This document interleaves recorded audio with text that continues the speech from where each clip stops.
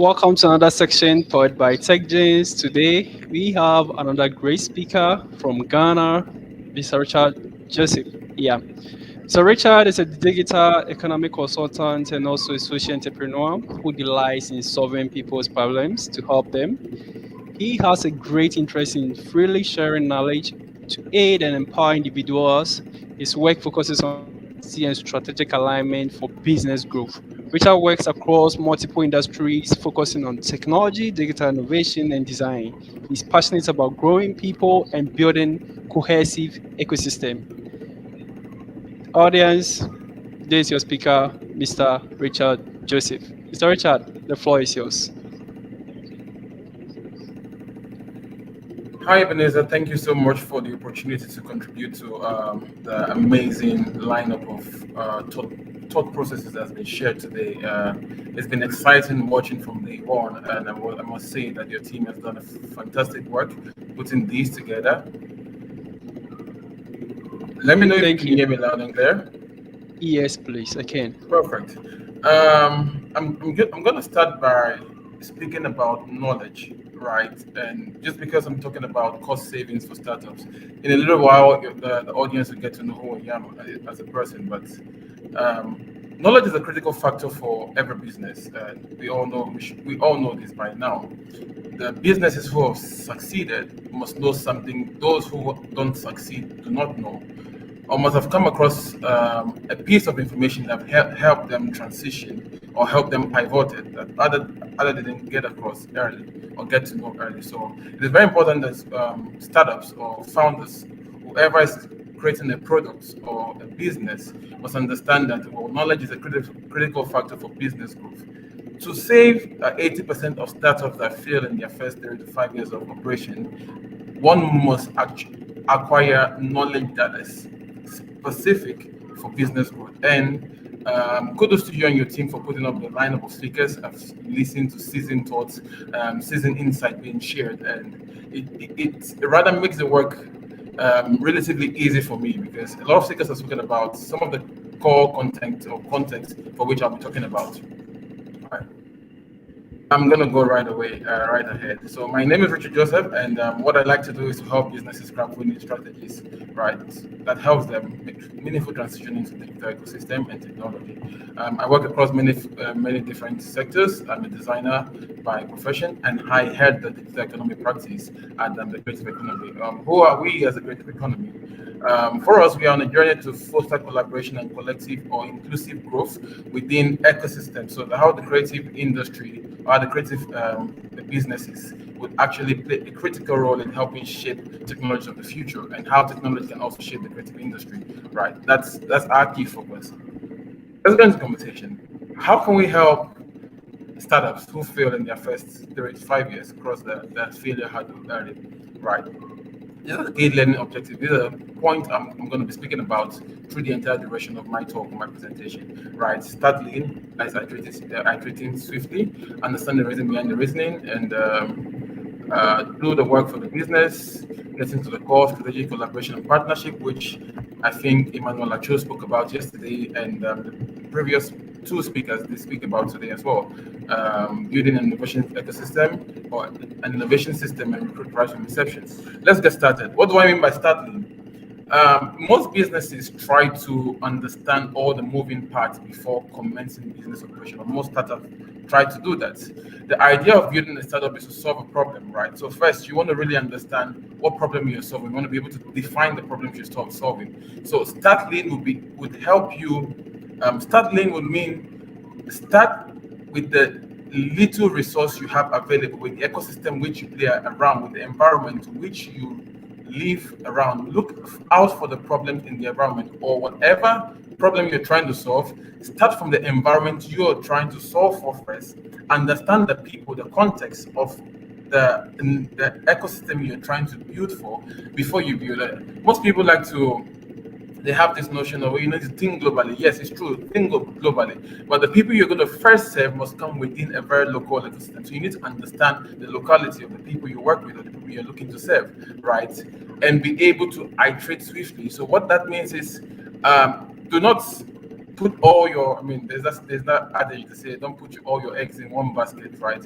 What you're doing by starting lean is look out for it's called MVP, the minimal viable product, a minimal viable a model, right, to work with, and try to iterate within the set of variables that might revolve around, right?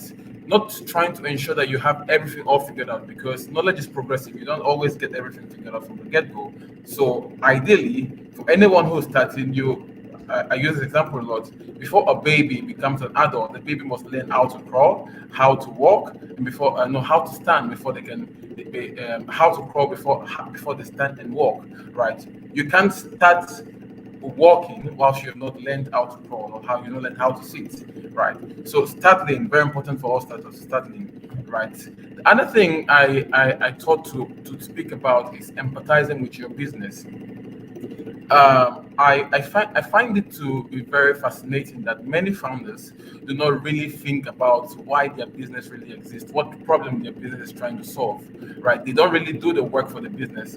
The next point in this might actually tie in together, because finding the reason behind the reasoning. Why do you really exist? Why are you um, looking at solving this problem? Is there really a problem yet to be solved? Because to start a business, or to, I mean, birth a product, you must look at addressing user needs, right? You must look at addressing people. It must be able to solve a problem for a niche audience, right? So exactly why are you starting? My key goal is ask yourself why enormous times until you understand why you really why you're really starting whatever you're starting, as a business, as a product, or what have you. Ask yourself why. Once you understand the why, then you will be able to build on the moving parts to enable you to deliver on business success. What do I mean by that? If you understand the why, then you understand who your customers are. If you understand the why, then you understand what your unique selling point would be. If you understand the why, you would most definitely understand what your value mapping proposition would look like, right? So you can tie in all the key elements, understanding the user into details, where they are, where they sit, because you've asked yourself why. Why are you looking at serving that audience, right? As I said, these 2 points actually ties into each other. Do the work for your business. Get to the core of the problem you're trying to solve. Right. I like to say you fail fast, but you never stop learning. At every critical point, right, you need information to be able to pivot, right, or pivot. So learn about your business as much as you learn about your consumer as well. Learn about the service offering you're looking at offering before, as much as you learn about the ecosystem, the compliance, regulation, business model. Do the work for your business. Understand what should be, how does your business derive consumers? How does your business reach out to stakeholders? What opportunities are there for partnership and collaboration? Startups need to be able to tie in all the moving parts, right, and understand what role they play to help them become successful. And this is why I think innovation hubs and accelerators are very much important, right? Because then they help you refine your business ideas so much so that you are aligned every step of the way, right? And that is one of the key things I think startups or business founders should know. How would all of this help you save costs? Trust me, if you've done the work so much, imagine starting a business with no knowledge and having to do all your research by yourself, everything backed by your own finances. You realize quickly that you don't have enough to sustain your business operation, right? So hence, understanding who you are, why your business exists, or why you're starting in the first place, understanding some critical factors before you even commence, right? To look at what the users are, what the problems of the users might look like, you are saving a ton of costs. Joining incubation, joining accelerators, joining business accelerators, right, would really help you mitigate the cost you would have to accrue to start on your own, right? I love this part a lot. Strategic collaboration and partnership. I like to say that humans are deficient in themselves and sufficient in others. So are businesses. What do I mean by this? We exist for one another as humans, right? There is no human being that is fully, by fully complete, I mean that has everything, that you don't need anyone to survive on, right? A good example would be if you're starting a business, you're looking at making revenue, you're looking at making money, right? But your business will be serving an audience or solving a problem for a consumer. That consumer is dependent on you to be able to innovate and solve the problem for them, and then they can pay you, right? So as essentially, what I'm trying to say is that because humans are deficient in themselves, so are businesses. So hence, businesses will need to rely on strategic collaboration and partnership. I don't need to go deeply into this because I realize that Emmanuel actually spoke about partnership and how to get strategic partnership, right? But I want to really emphasize on the point where strategic collaboration and partnership really needs to come into the startup ecosystem, right? Where we are able to look at where am I deficient at as a business and where can I be sufficient in by another business? How can we tie in working relationships together? How can we build a network of cohesive ecosystem enablers so that we can look at solving problems for humanity and not just solving problems because we want to make money out of it, right? Again, how will this help you save money? Trust me, the moment you begin to work with other people, you then save a lot that you would have to invest in paying for services, right? Or building those services on from the scratch. It is very difficult, it's time consuming. So you save time, and like the popular saying goes, time is money. So you invariably save money as well. Build an innovation system. I'm very passionate about this. Every successful startup, every successful business, every Fortune 500 business that you see exists across the world, across the globe, does have an innovation system within the organization. It's called the internal startup DNA. This system helps them innovate or helps them in the sense of research or helps them collect enough data to help with business or critical business decisions to help the business make decisions that help them pivot through different phases. I'm going to set an example. Businesses who didn't have an innovation system built within the internal structures, right? They couldn't pivot during the COVID-19 pandemic. You realize that a lot of businesses died off, whilst a lot more made money. The ones who made money understood the times because they had an innovation system that was able to feed them data, insight, analytics to ensure that they're making accurate business decisions. Why am I primarily on this? Data is a focal point for driving today's technology, right? If you don't have access to data, actually you have access to nothing. Because what information would you have to be making a decision on? Startups who need to really thrive and progress in the current world of advanced technologies and advanced competition would hence need to build an innovation system that would help them make critical business decision and pivot as quick as possible. Mind you, I'm going to say this: businesses have that thing where they have, well, this has worked for us in the past, so we're going to maintain this.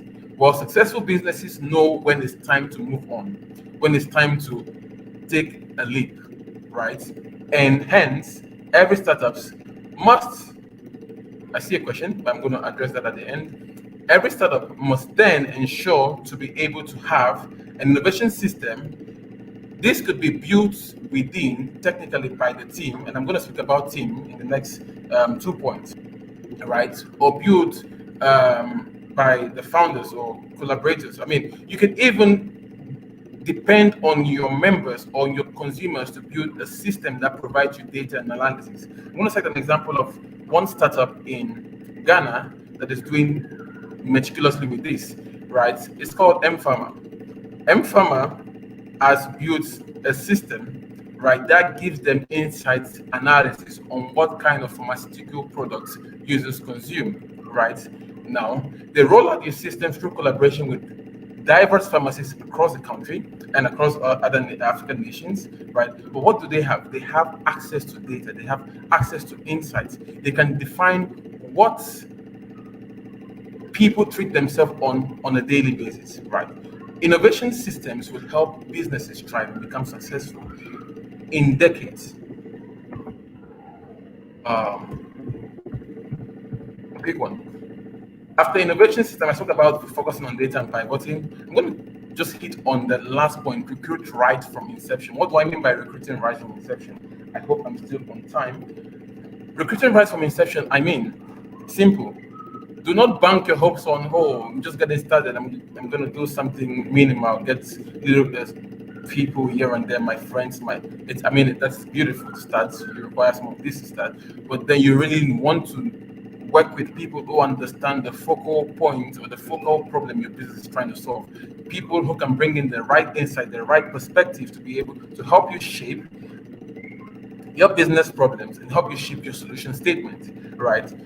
What would this cost you? If you don't recruit right from the start, if you don't recruit the right people or the right human resources from the onset, you would end up wasting time, wasting money in training the human resource, or not necessarily training the human resource, investing in people who would relevantly at some point in this life leave your businesses because they don't bring anything into the business and they don't get anything out of the business. So you are losing human resource at a phase where you really need critical human resource to help you make a pivot or help you jump on from one phase to the other.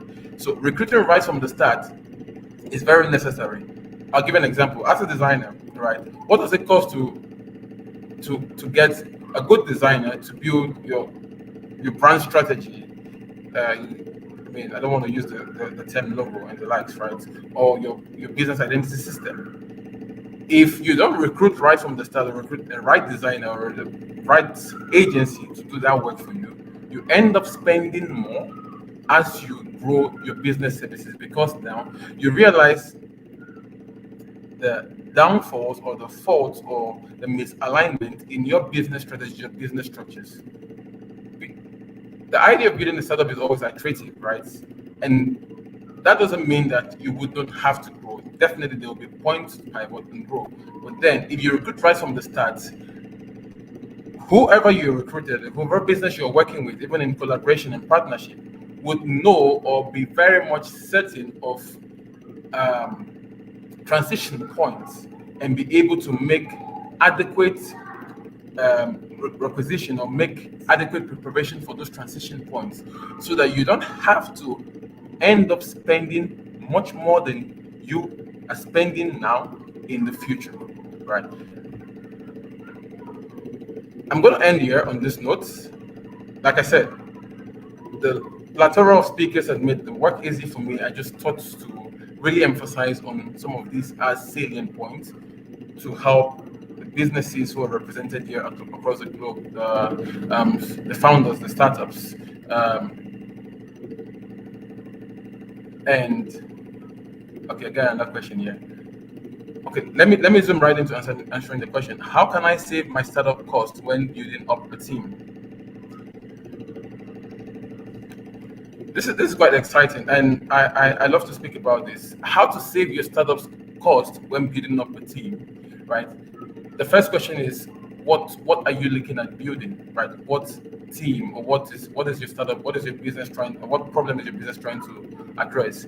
I would like to say first, work with a lot of volunteers. Now, that's how I build teams. I've been in the startup ecosystem for the past 8 to 9 years. I'm quite young. I've had a lot of failed startups and I have a lot of successful startups, right? Start with volunteers. The only way you can get people who are willing to contribute to success, right, and understand or want to play a pivotal role or key role towards building a narrative that makes businesses or solve the business problem are people who come with it from their heart. Like they bring in their all and they're not just in for the money. In certain spaces, people come to work for you or as a startup building a team because, oh, okay, this startup, I mean, if you're building a fintech, oh, there's going to be money somewhere, right? But you want to really build with people who understand the core business problem. So I like to say, get volunteers to work with you and over time see their commitment and their heart towards building. Then you can find or pick the people who can stay and work with you over time, right? In this sense, you are helping the volunteer build credibility on one part because what they are learning and they are growing, right? On the other hand, you are helping your business save more money because you don't have to pay the remuneration for a workforce, right? That is one way I would advise to go about that. Alternatively, how can you save startup costs when building up a team? Collaborate. Don't work in silos. There are people out there who are looking to solve the problem you want to solve, right? Look for them. Join accelerators. This is where you can find co-founders or find founders or find people that share the same idea, share the same thought processes with you. Then you can forge collaboration and forge partnership. I'm very much keen about cohesive building because I see startups who are doing almost the same thing, right? But they could be working all together and be addressing separate problems area, and they would all make a cut out of it. So collaborate. Any other question? What is the fastest way to growth and reducing costs? The fastest way to growth and reducing costs, there's no one size fit all solution, right? From the onset, I said you need to really start lean and iterate swiftly. You need to understand why you exist or what problem you exist to solve. So, in the understanding or getting knowledge of the critical point or the critical problem you're trying to solve, you would be iterating quickly and reducing costs. Because what that would mean is you have access to insights, to data, which builds up a knowledge base that you can make decisions of. And you're not and you're not going around the bush trying to solve one problem after the other and trying to figure out what problem to solve because you understand certain core requirements or the rudimentary factors that would be pivotal for your business growth or accelerating business processes, right? Don't forget, also build an innovation system. Always have the attitude of asking why. Understand the reason behind the reasoning. Some of these salient points, some of these key points might not look like a key go-to when it comes to building a startup. But if you do the work on the business, you realize that you're going to grow fast, but you'll be reducing a lot of cost because at the point where you are 6 months in the game, you really understand what you need to understand before you turn a year, and you've saved yourself the cost for or operational cost or running cost or maybe research cost or whatnot cost for the other 6 months, right? So bridging that gap is what this point seeks to address. Again, fastest way to grow and reducing costs. Like I said, join accelerators and join incubation hubs.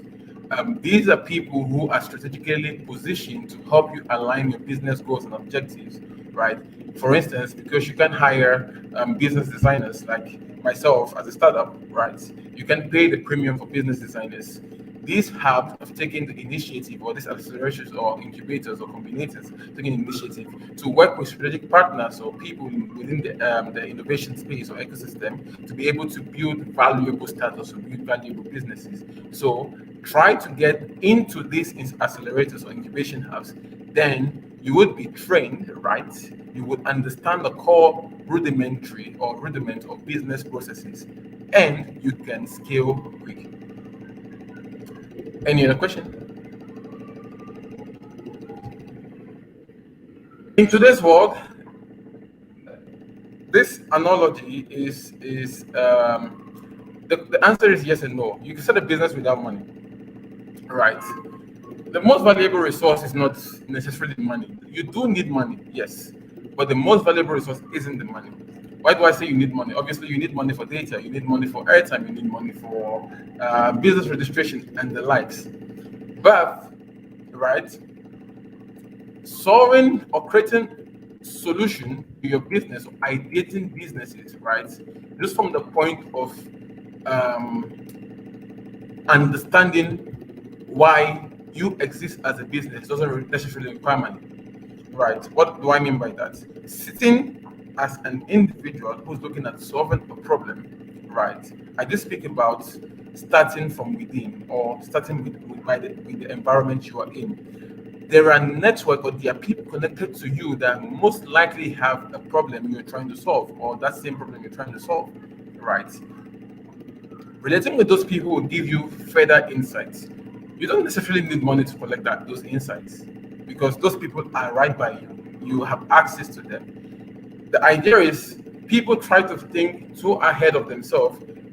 Meanwhile, they have everything they need by their self. I mean, within them to make the necessary decisions or make decisions for their business business proposition and business strategies and business ideas, right? So try to work collaboratively. Again, network, work within the people you know, right? And you can build sustainable businesses quick. But honestly, every startup does need money. You can't scale without money. Honestly, there's no way you can iterate your business services without money. So, like I said, the answer is yes and no. It depends on the context, right? If you're looking at maybe problem identification and problem solution or problem framing, right, you really don't need money to be able to frame your problems or craft a solution statement, craft a solution, strategy, right? But yes, you would need money to register your business. You would need money for data. You need money for research. You need money for quite a lot of things. You need to maybe have access to a laptop or phone, right? Which I think everyone now has access to in context. But then, yes, you do need money for all of this. Okay, I hear there are no other questions. If you would like to stay in touch with me or connect with me, please scan the QR code and feel free to send in your messages. I'll do well to address them to the best of my ability. Thank you very much, TechGenez and the team, for the opportunity to contribute knowledge. I'm very much happy about what you guys are doing for the startup ecosystem across the globe, and a warm kudos to the entire team. Thank you.